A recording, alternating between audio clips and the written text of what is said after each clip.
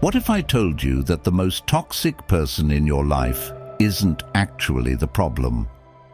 The real problem is how you let them control your emotions, dictate your actions, and poison your mind. Think about it. How many times have you lost sleep over someone's cruel words? How often have you replayed an argument in your head, letting their negativity consume you? You believe you're trapped by their toxicity, but in reality, you're trapped by your own reaction to them. There was once a man who spent years trying to change a toxic boss, working harder, proving himself, hoping for approval. Nothing changed. Then he discovered Stoicism. Instead of fighting a losing battle, he shifted his mindset, took control of his emotions, and stopped giving his boss power over his peace. That's when everything changed. You cannot change toxic people, but you can change how you deal with them. The Stoics knew this over 2,000 years ago. They mastered the art of handling difficult people without anger, without drama, without losing their power. Today, you'll learn 10 clever ways to outsmart toxic people, not by fighting them, but by becoming untouchable. 1.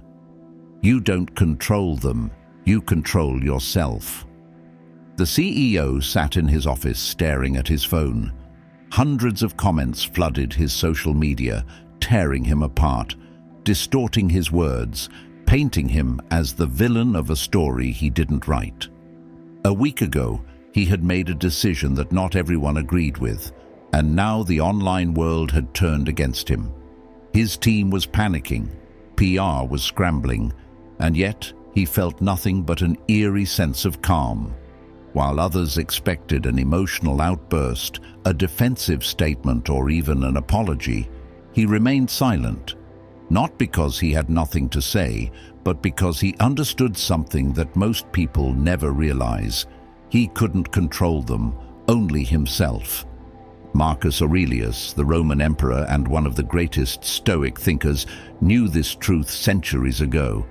You have power over your mind, not outside events. Realize this and you will find strength. The words cut through the noise of the world like a razor-sharp sword. No matter what others say, no matter how unfair life gets, the one thing that remains within your control is your own mind. Yet, most people waste their energy fighting battles they can never win, trying to change others, hoping to control opinions, demanding fairness from a world that has never promised it. Toxic people thrive on reaction. The moment you let them dictate your emotions, they win. They don't need to be right, they don't need to be fair, they just need to know that they have the power to make you angry, hurt, or defensive, and the more you fight back, the more you reinforce their control. The Stoic approach is simple yet powerful. Withdraw that power. Imagine standing in a storm. The wind howls, the rain lashes against your skin, but if you remain still, refusing to fight against forces greater than yourself, you realize something incredible. You are unshaken. The storm exists, but it has no hold over you. This is the essence of Stoic strength. The modern world, with its relentless exposure to negativity, social media feuds, workplace conflicts, family drama, creates endless opportunities for toxic people to invade your peace. But the truth is, they only have as much power as you give them. The CEO understood this. While the world demanded a response, he didn't give them one. He focused on what he could control: his work, his integrity, his mission. A week later, the outrage had shifted to another target. The storm had passed, and he remained exactly where he wanted to be, untouched. If you want to reclaim your power, take this exercise seriously. The next time you find yourself consumed by someone else's negativity, pause and ask yourself 2 questions. What can I control? And what is beyond my control? Write down your answers. What you can control, your emotions, your reactions, your thoughts, is where your focus should be. What you cannot control, other people's opinions, their words, their actions, is what you must learn to let go of. The moment you master this distinction, you stop being their puppet. You stop dancing to their tune. And most importantly, you take back control, not over them, but over yourself. 2. Words have no power unless you give them power. The man stood in the bustling marketplace, surrounded by a crowd hungry for spectacle. Across from him, a stranger hurled insult after insult, his voice rising with each word, desperate to provoke a reaction. The onlookers waited, expecting anger, a fight, perhaps even an explosion of rage. But Epictetus, the man at the center of the storm, simply smiled. Without a trace of anger, without a single word in defense, he turned and walked away, leaving the heckler standing in stunned silence. The insults, which a moment ago had seemed so powerful, now hung in the air like meaningless echoes, utterly powerless. The audience, confused yet intrigued, slowly dispersed, realizing that they had not witnessed a battle, but a lesson. How many times in life have you allowed words to control you? A careless comment, a cruel remark, a passive-aggressive jab. How often have you replayed these words in your mind, letting them dig deeper into your emotions, long after they were spoken? You believe that words have power over you, that what others say can dictate how you feel. But the truth is, words are only as powerful as the meaning you attach to them. No one can insult you unless you decide to be insulted. This is what the Stoics understood. Epictetus, who had once been a slave, knew the weight of words better than anyone.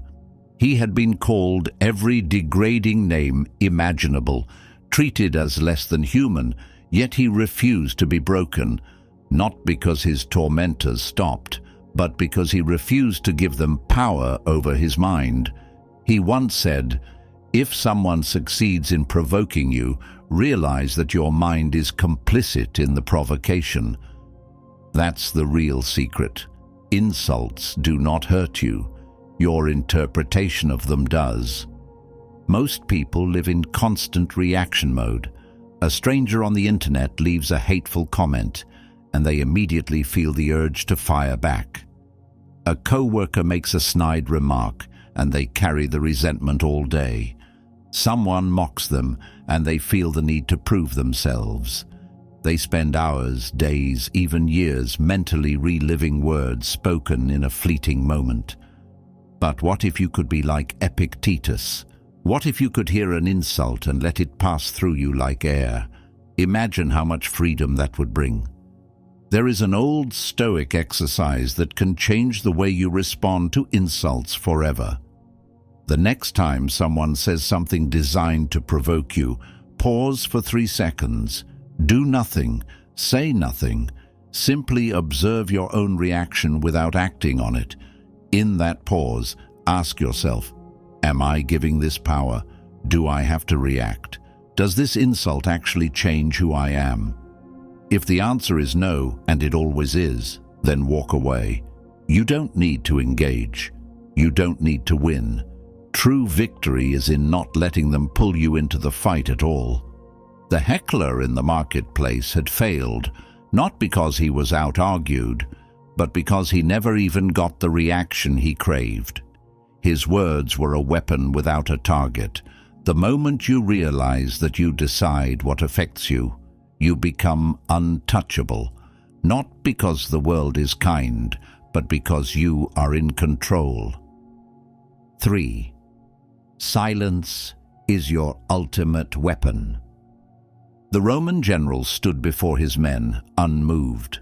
Across from him, his rival ranted, cursed, and hurled accusations designed to humiliate him in front of his army. The words cut deep, each one crafted to provoke a reaction. to force him into anger, to strip him of his composure. But he did nothing. He did not defend himself. He did not lash out. He did not even look offended. Instead, he simply stood in silence, staring at the man before him with the stillness of a mountain. The tension in the air grew unbearable. The rival general, expecting resistance, found himself speaking into a void. The insults lost their force, his anger turned to confusion, and eventually the entire army, both sides, realized the truth. The man who could not be provoked had already won. Silence is misunderstood. People assume that if they do not defend themselves, they appear weak. They believe that words must always be countered with words, that battles are won by being the loudest voice in the room. But the Stoics understood a deeper truth. Silence is not submission. It is control. It is the ultimate act of defiance. When you remain silent in the face of provocation, you refuse to play the game. You deny your opponent the reaction they crave, leaving them powerless. Most people engage without thinking. Someone attacks them, and they feel an instant compulsion to respond, to prove their worth, to fight for their pride. They argue, they explain, they justify, and in doing so they give away their power. They let the other person dictate their emotions, pull them into unnecessary conflict, and drain them of energy. But those who master silence understand its paradox. When you say nothing, you say everything. Marcus Aurelius once wrote, "The best revenge is to be unlike him who performed the injury." What does this mean? It means that when someone attacks you, the strongest move is to not become like them. If they insult, do not insult back. If they shout, do not raise your voice. If they try to humiliate you, do not lower yourself to their level. There is no greater act of superiority than absolute indifference. There is a reason why silent people make others uneasy. They cannot be read. They cannot be manipulated. Their lack of reaction forces others to confront their own emotions, their own insecurities. Toxic people thrive on control, and when you refuse to engage, you take that control away from them. You make them irrelevant. And nothing is more devastating to someone desperate for power than realizing they have no effect on you. If you want to test the power of silence, try this. For one day, do not respond to any provocation. When someone criticizes you, say nothing. When someone tries to bait you into an argument, refuse to engage. Observe what happens. You will see frustration, confusion, even desperation from those who expect you to react. But most importantly, you will feel something you may not have felt in a long time, complete control over yourself. Because the truth is, silence is not weakness. Silence is the loudest statement you will ever make. Fourth, stop trying to change them. Change how you see them. He spent years trying to fix her. Every little thing she did irritated him. The way she left dishes in the sink, the way she interrupted him mid-sentence, the way she dismissed his worries as if they were trivial. He thought that if she just changed, if she just became more considerate, more understanding, more like the person he believed she could be, their relationship would be perfect. But no matter how many times he pointed it out, no matter how logical his arguments were, she remained the same. And the more he tried, the worse things became. One day, exhausted from yet another pointless argument, he confided in a mentor. "I don't understand," he said, frustration evident in his voice. "I just want her to change a few things, to be a little different.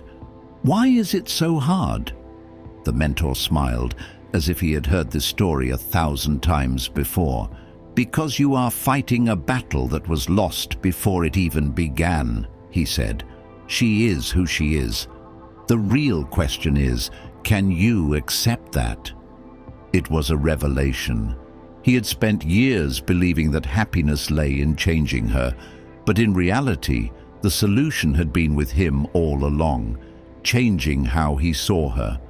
Instead of focusing on what irritated him, he started paying attention to what he loved about her. The warmth in her laughter, the way she lit up when she talked about something she was passionate about, the little acts of kindness she didn't even realize she was doing. The flaws that once seemed unbearable were still there, but they no longer held the same weight. They were simply part of the whole. And suddenly, everything changed. Not because she had changed, but because he had. Epictetus, the Stoic philosopher who once lived as a slave, understood this deeply. People are not disturbed by things, but by the views they take of them.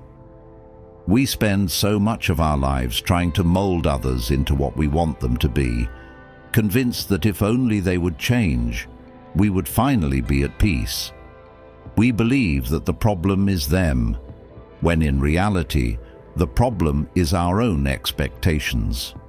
We resist reality instead of adapting to it. Imagine if you could shift your mindset like this. Picture the one person who frustrates you the most, their habits, their flaws, their words that push your buttons. Now ask yourself, what if I stopped trying to change them and instead changed how I saw them? What if, instead of focusing on what they lacked, you focused on what they brought to your life? What if, instead of resenting their flaws, you accepted them as part of the whole?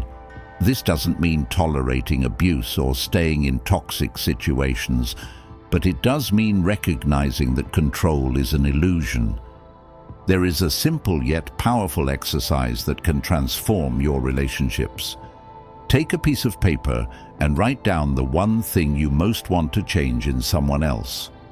Now, ask yourself, do I control this? If the answer is no, shift the focus. Instead of, I wish they would change, reframe it as, I wish I could see this differently. Because once you change how you see them, you take back your power. You stop fighting an unwinnable battle. And you realize that true peace isn't about controlling others, it's about mastering yourself. 5. Use them as a Stoic training ground. He used to dread every interaction with his co-worker, the passive-aggressive comments, the subtle put-downs disguised as jokes, the relentless need to make everything a competition. It was exhausting. Every meeting felt like a battle he was forced into, a struggle to defend his ideas, his intelligence, his worth. For months he tried different strategies. He confronted him directly. He ignored him. He tried to outsmart him. Nothing worked. The co-worker remained exactly the same. Then one day, instead of seeing the man as an enemy, he saw him as something else entirely, a teacher.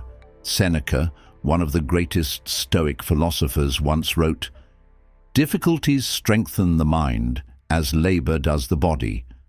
The very things we try to avoid, difficult people, unfair situations, moments of discomfort, are actually the very things that shape us.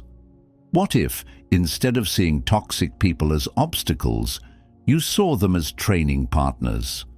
What if, instead of resenting their presence, you use them to sharpen your patience, test your emotional control, and refine your ability to remain unshaken?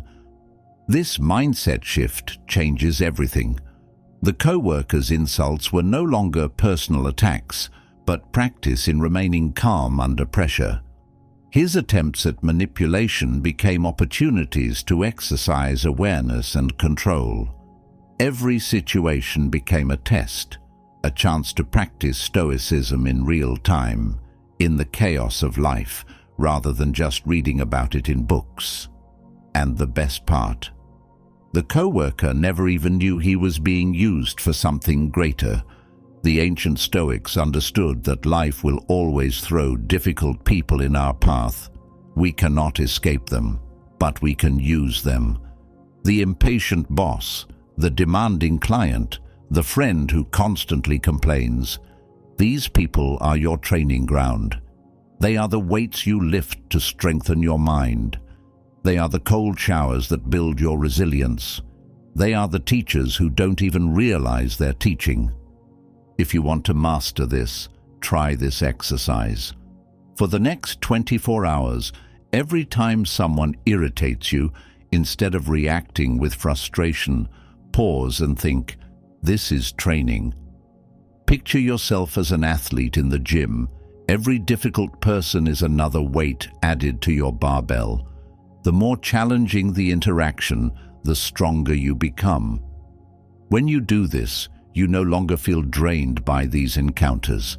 Instead, you walk away stronger, more in control, and completely unfazed. Because the truth is, the real test of Stoicism isn't found in books, but in battle. And every toxic person you meet is not an enemy, but an opportunity to prove to yourself that you are untouchable. 6. Don't let their emotions become your emotions. It started as a normal morning, coffee in hand, inbox full of emails, mind ready to tackle the day. Then, out of nowhere, a storm erupted. A coworker slammed his laptop shut, muttered curses under his breath, and fired off passive-aggressive comments across the office. The energy in the room shifted instantly. Tension, unease, the kind that made you instinctively brace yourself. He knew this feeling too well. In the past, he would have absorbed the negativity, let the stress sink into his own mood. He would have spent the rest of the day carrying someone else's emotions as if they were his own. But not today. Today, he remembered something powerful. You don't have to participate in every storm you walk into. The Stoics understood this long before modern psychology did. Epictetus said, if someone succeeds in provoking you, realize that your mind is complicit in the provocation. In other words, no one makes you angry, stressed, or anxious. You allow yourself to be. The problem is that most people function like emotional mirrors. Someone yells and they yell back. Someone panics and they absorb the panic. Someone is bitter and they start feeling resentful. They let the moods of others dictate their own without realizing that this is a choice. Imagine stepping onto a battlefield where people are throwing weapons at each other. Words, emotions, frustration. If you pick up a weapon and throw it back, you have joined the war. You are now part of the chaos. But if you stand still, if you refuse to pick up their emotions and make them your own, then you remain untouchable. Their war is not your war. Their chaos is not your chaos. A great leader once said, "Be the thermostat, not the thermometer." Most people are thermometers. They reflect whatever environment they are in. If others are angry, they become angry. If others are anxious, they feel anxious. But a thermostat sets the temperature. It does not fluctuate based on external forces. It remains steady, in control, and that is the secret to true emotional mastery. If you want to test this, try something radical. The next time someone directs negativity towards you, pause. Do nothing. Do not match their energy. Observe their emotions as if they were happening in a movie, not in your life. And then ask yourself, do I want to carry this? The answer will always be no, because the moment you learn to separate their emotions from your emotions, you become unshakable. Because the world will always be full of storms, but you can be the calm within them. 7. See them as a comedy show, not a threat. There was a time when he dreaded every conversation with his boss. The sarcasm, the subtle jabs, the constant undermining. It was exhausting. No matter how hard he worked, no matter how much effort he put in, his boss always found a way to make him feel small. Every meeting was a battlefield, and every interaction felt like an attack he needed to defend himself from. Until one day, something shifted. He was sitting in a meeting when his boss launched into another condescending rant. But instead of feeling his usual frustration, something strange happened. He saw it differently.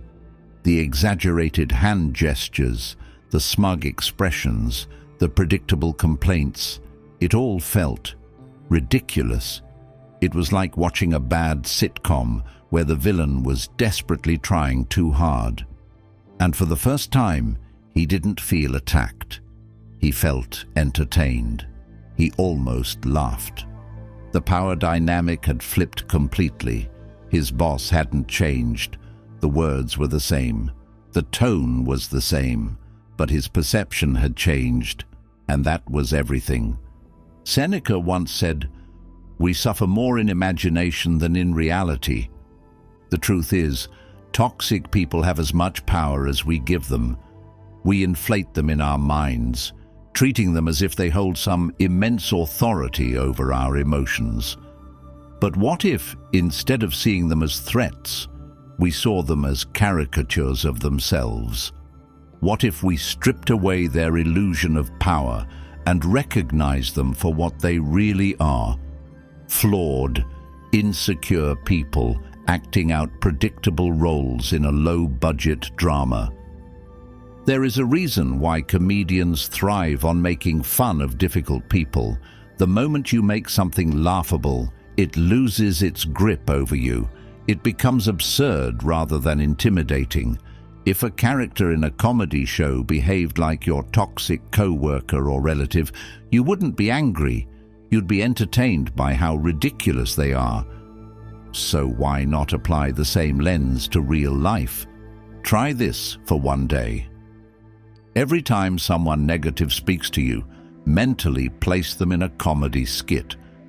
Exaggerate their expressions in your mind. Imagine a laugh track playing after their insults. Watch as their words lose their sting. You will feel something incredible, freedom. Because nothing is more liberating than realizing that the people who once controlled your emotions were never as powerful as you made them out to be, and when you stop taking them seriously, they lose the ability to control you. Not because they stopped being toxic, but because you stopped giving them importance. 8. Never lower yourself to their level.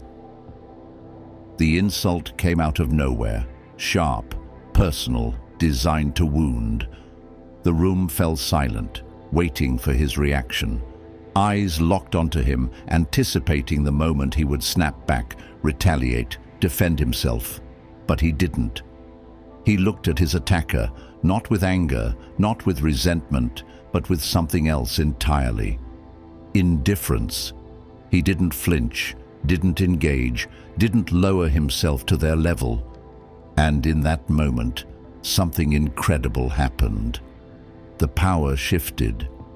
His silence, his refusal to engage, was not a sign of weakness. It was a demonstration